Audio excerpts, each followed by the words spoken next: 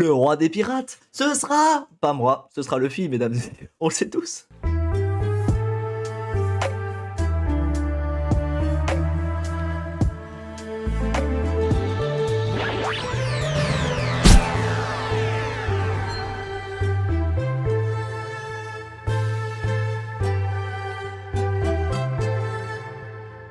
Bonjour à tous et à toutes, on se retrouve aujourd'hui pour la première review du live action de One Piece.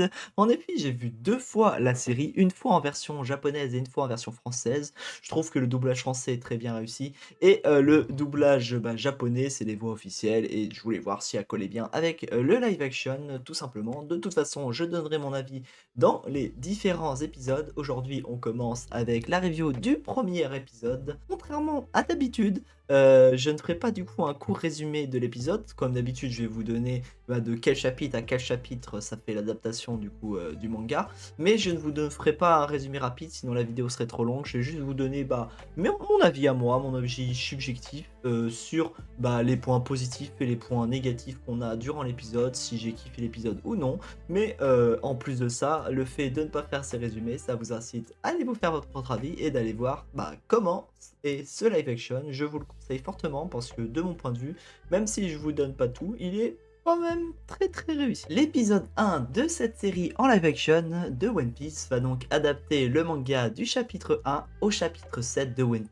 Il va donc y avoir des similitudes et de différences et c'est ce qu'on va voir justement tout de suite, voir ce qui nous a plu, ce qui nous a moins plu et est-ce que ces différences sont nécessaires, importantes, cohérentes et utiles ou non. Je tiens à rappeler que cette série en live action One Piece est une adaptation, donc forcément ils sont obligés de faire des raccourcis, ils sont obligés d'adapter au public, sachant que c'est adapté pour la plateforme Netflix. On n'oublie pas que Netflix est une entreprise et qu'elle veut accaparer un nouveau public et que ce nouveau public bah, ils n'ont pas l'habitude de lire des animés ou des mangas et c'est pour ça que aussi ils ont rendu cette série un peu différente pour pas justement que ce soit trop ressemblant aux animés et que ça essaye à la fois de séduire le public qui connaît One Piece, puisque One Piece est connu par pratiquement tout le monde, et d'une autre part, du coup, d'accaparer ceux qui sont pas du tout dans cet univers manga et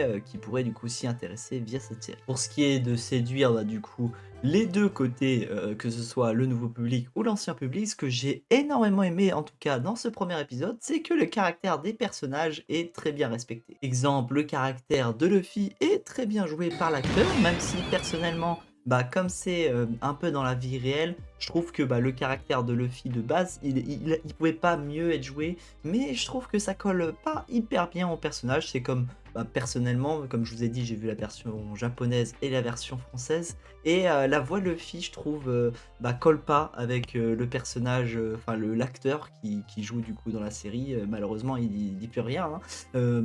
Là où je trouve que la voix française et les quelques extraits de voix anglaise que je vois collent plutôt mieux à l'acteur et du coup au live action. Après, ça c'est mon avis personnel. Toujours est-il que le caractère des différents personnages, que ce soit Zoro, Nami, les personnages de la marine, Kobe et ainsi de suite, ont été réellement respectés et je trouve que c'est vraiment cool parce que d'un point de vue du coup cohérence par rapport à l'œuvre, ça peut que séduire du coup ceux qui ont le manga ou regardé l'animé et d'un point de vue nouveau public, je vois pas en quoi ça allait déranger. Pareil pour les décors, je trouve que les décors qui ont été réalisés, franchement, ils ont fait un taf monumental.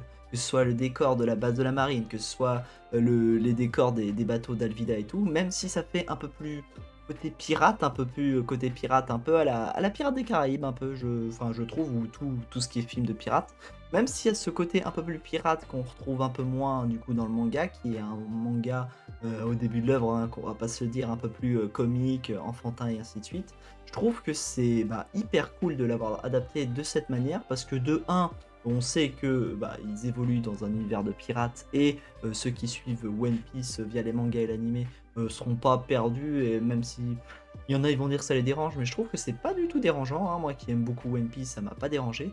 Et en plus le fait que justement il y ait le nouveau public qui veulent rentrer là-dedans et que on leur parle d'un univers de pirates et que c'est vraiment fait à la sauce pirate et pas et pas comme, dans le manga ou l'animé un peu en mode drôle. Je trouve que c'est vraiment bien qu'ils rentrent, là-dedans. Ça permet, du coup, de d'accaparer les 2 publics et de les amener à regarder, et d'apprécier, du coup, ce premier épisode et la suite de la série. Maintenant parlons du scénario car, la série ne commence pas forcément exactement au même point que le manga, même si on peut retrouver du coup, des points qu'il y a dans le manga mais pas au même moment. Je trouve que le fait qu'ils aient adapté ce scénario et qu'il commence du coup directement par le fait que Luffy parte à la mer et ainsi de suite, sans forcément faire les flashbacks ainsi de suite, je trouve ça vraiment cool parce que ça permet de mieux s'intégrer, au sein de l'œuvre. On est direct plongé dans cet univers de pirates et par la suite on nous donne des explications. Ça permet de mettre un peu de suspense et je trouve que franchement ça permet d'être plus dedans directement là où, le manga et l'animé,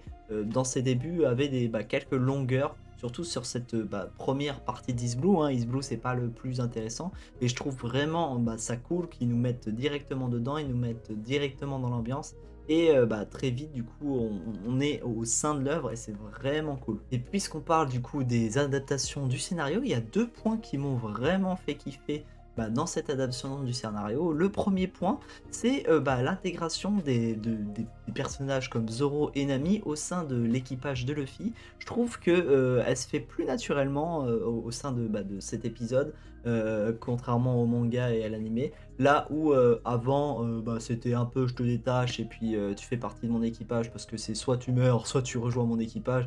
Là où ça faisait un peu moins naturel, je trouve. Là, il y a vraiment une vraie raison et en plus ça va, hyper bien avec l'idéologie de Luffy qui se dit que, les pirates, c'est la liberté, c'est quelqu'un qui suit ses rêves et Luffy, on voit vraiment, son esprit de persuasion qu'on va retrouver pendant tout le long de l'œuvre, qui va justement, titiller là-dessus, que ce soit Zoro ou Nami sur, justement, leurs rêves, le fait de vouloir être libre et de faire, ce qu'on a envie de faire sans penser forcément aux contraintes. On voit vraiment l'état d'esprit de Luffy et qu'il essaye de convaincre du coup, les gens de cet équipage de le rejoindre de cette manière.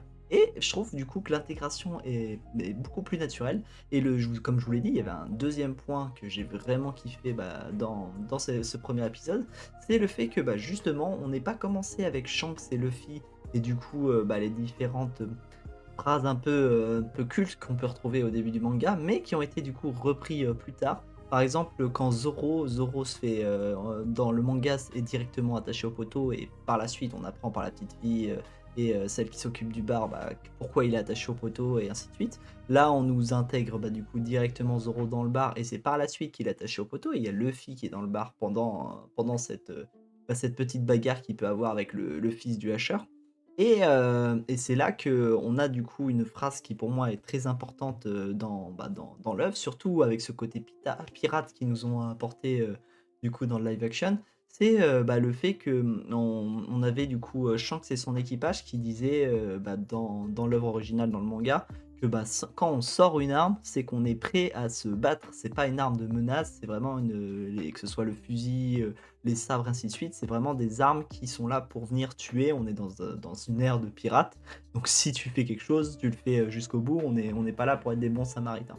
Et là, c'est Zoro qui va venir, du coup, expliquer ça à Ernest, le fils du hacheur et franchement, je trouve ça bien, vraiment bien qu'il ait mis de cette façon, réussir à remettre cette phrase culte, mais par quelqu'un d'autre. Je trouve pas ça, forcément, mauvais. Je trouve ça vraiment cool qu'il ait fait de cette façon et je trouve que ça s'intègre directement dans l'œuvre et ça permet de garder cette phrase culte, sans, forcément mettre un flashback qui pourrait, nuire à la compréhension du nouveau public qui regarderait, ce live action. Bon, sinon il y a des petits détails aussi que j'ai surkiffé du coup dans ce premier épisode, c'est par exemple les avis de recherche. Quand on voit les avis de recherche flotter comme ça et le déchirer, que ce soit, Alvida ou les autres et franchement je trouve que cette idée des avis de recherche qui arrivent et qui déchirent, je trouve que ça fait une belle introduction un peu en mode, «Eh j'arrive et je suis un pirate». Franchement je trouve ça hyper bien. Donc ça c'est le truc des avis de recherche, on en reparlera, sur les autres reviews, mais je trouve ça hyper cool qu'ils aient vraiment mis ça. Ça fait une belle entrée en scène et je trouve ça, l'idée hyper bonne et du coup complètement originale, au live action et franchement c'est vraiment cool qu'ils aient fait ça. Bon, comment parler du coup, d'une adaptation sans parler, surtout en live action, sans parler, des OST ou encore, des costumes et des décors qui sont, fabriqués. Je trouve que les costumes sont vraiment hyper bien réussis et hyper bien ressemblants à l'œuvre, sachant ils ont pris quelques libertés histoire que, bah, ça colle, avec, l'univers un peu fait en live action. Mais, je trouve que les costumes sont vraiment réussis et franchement sur ce premier épisode, que ce soit les costumes, ainsi de suite de Kobe, de Alvida, de la marine et tout, je trouve que ça fait, bah, à la fois c'est hyper ressemblant à l'œuvre et à la fois ça colle à un univers qui serait, bah, dans notre monde, actuel, bien sûr, adapté, à One Piece. Il y a juste, bah, 2 enfin un point très précis qui m'ont chagriné, c'est les chaussures. Les chaussures de Kobe et de Luffy, je trouve que non, ça va pas, Kobe, il a des espèces de Converse, Luffy, il a des espèces de, je sais pas, de ballerines un peu chelou. Non, c'est les deux chaussures où je suis en mode, ça colle pas à l'univers qu'ils ont voulu créer, on a l'impression que c'est un peu, sorti de l'univers. C'est vraiment les 2 points qui me chagrinent, pour ce qui est des costumes. Par contre par contre les gars, les escargophones, je trouve, il y en a, ils pourraient trouver ça moche, mais moi je les trouve trop bien faits. Je trouve les escargophones, ils ont fait un taf et ils sont trop bien. J'ai adoré les escargophones, mesdames et messieurs. Bon, et comme je vous ai dit précédemment, on a aussi les OST. Je trouve que les OST, ils ont fait un bon mix entre, bah, les remixes des OST qui nous font penser du coup, bah, à l'animé et qui franchement nous mettent dans l'ambiance et nous disent: «Eh, ça c'est One Piece», et des OST originaux, des OST originaux à la série qui collent vraiment bien au côté, bah, One Piece et au côté pirate qui ont été, bah, du coup associés au live action, et je trouve ça vraiment cool. Ils ont introduit, Binkutsu no Sake directement au sein du live action et au début, et franchement c'est la chanson de la liberté, c'est la chanson de One Piece, culte de One Piece pour moi la plus culte, hein. Bon, on a We Are avec l'opening, mais au sein du manga, c'est vraiment la chanson de liberté des pirates et la chanson culte, et je suis vraiment content qu'il ait introduit, bah, du coup, au sein du live action. C'est vraiment cool, même si on l'a pas bien sûr dans sa totalité et que c'est qu'une chansonnette et tout. Je trouve ça vraiment cool qu'il l'ait mis, et j'espère que, bah, on la retrouvera par la suite parce que elle a aussi de l'importance avec l'intrigue de l'œuvre, hein. Mine de rien, plus on avance dans l'œuvre, plus on sait que, bah, cette chanson a de l'importance quand même. Alors maintenant, bien sûr, il y a pas que des points positifs, bah, dans ce premier épisode, et je trouve que c'est un premier épisode bien réussi, hein, vraiment, ils l'ont adapté et ils ont vraiment mis, le taf là-dessus. Mais il y a quelques points qui me chagrinent. Le 1er point, c'est, bah, le fait que ça va réellement, très vite. Ils ont fait un scénario qui fait qu'on a du mal à s'attacher rapidement à Kobe, où il y a pas les brigands. Enfin si, il y a les brigands, mais genre on les voit, mais qu'est-ce qu'ils font là? On sait pas trop, hein. Ils sont là sur l'île pour le moment.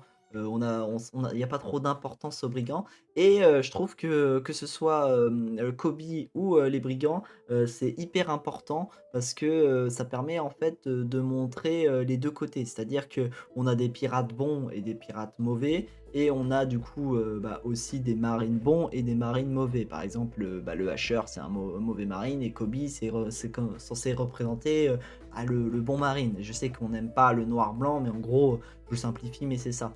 Et je trouve que cette relation Luffy-Kobe est pas hyper bien traitée. On verra du coup dans les prochains épisodes, si elle est plus traitée. Mais pour le moment, je trouve que, bah, ce contraste et bah, le fait que le scénario va vite empêche, du coup de voir ce contraste entre les 2.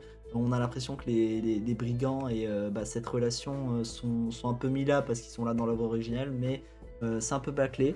Je trouve ça dommage, voilà, de mon point de vue. Après, ce que sera rattrapé par les prochains, enfin, sur les prochains épisodes, vous verrez ça si vous suivez les autres épisodes ou si vous regardez, bah, mes prochaines reviews. Oui, je me fais un peu de l'autopub, hein. En tout cas, le procédé beaucoup utilisé, au sein de ce premier épisode, c'est, bah, les flashbacks. Ils ont bien aimé les flashbacks pour pouvoir expliquer, bah, certaines choses. Après, à voir s'ils vont bien utiliser ces flashbacks, bah, dans les épisodes précédents, histoire de réexpliquer, bah, ce contraste et différentes choses au sein de l'équipage.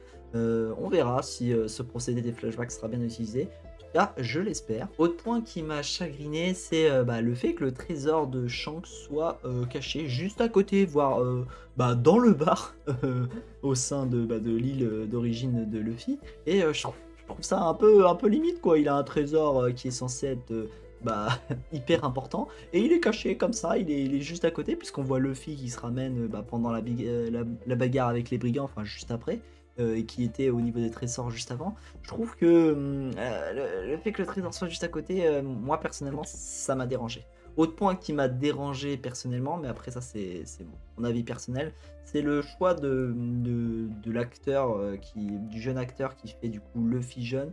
Personnellement, je trouve qu'il y a une petite ressemblance parce que, bah, forcément ils essayent de faire ressemblance, mais je trouve que, l'acteur il ressemble pas assez du coup, il y a une trop grosse différence entre le Luffy adolescent et le Luffy, jeune. Je trouve qu'ils auraient pu trouver un acteur qui lui ressemble plus. Après c'est mon choix, enfin mon avis personnel. Pour ce qui est de tous les autres choix d'acteurs, je trouve qu'ils ont très, très bien choisi les acteurs, mais à ce niveau-là, je trouve qu'ils auraient pu faire un effort. Un autre point qui m'a chagriné, je sais que c'est qu'un petit détail, mais bon, ça m'a dérangé personnellement parce que je l'ai vu et j'étais là en mode: «C'est un peu de l'abus, quoi». Il y a un moment quand, Luffy et Zoro sont en train de se bagarrer avec le hacheur, on voit, bah, carrément le fourreau du sabre de Zoro qui se plie, quoi, c'est du polystyrène le truc, voilà, pendant qu'il fait une roulade et franchement j'étais là en mode: «Ah, vous auriez pu faire un effort». Je sais que ça aide à la fluidité, du combat, à la fluidité et bah, du coup à l'aisance,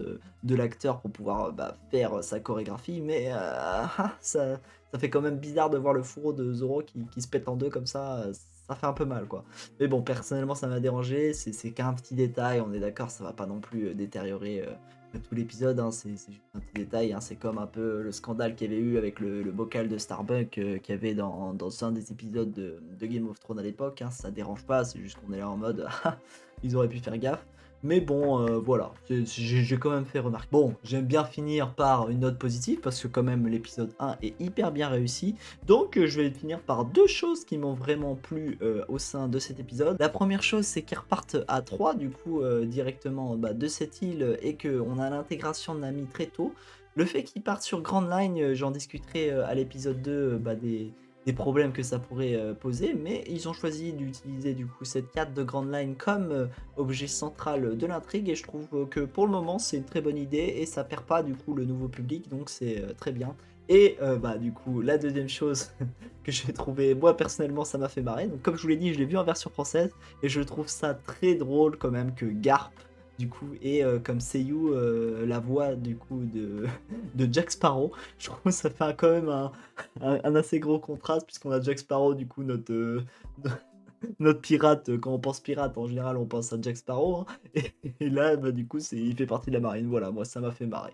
En tout cas, j'espère que vous, l'épisode vous a plu, que la vidéo vous a plu. Pensez à mettre dans les commentaires bah, votre avis sur cet épisode et si vous êtes d'accord avec moi, vous, qu'est-ce qui vous a plu et qu'est-ce qui vous a déplu au sein de cet épisode. Pensez à liker la vidéo si elle vous a plu et on se retrouve une prochaine fois pour une prochaine vidéo. Je suis Jean.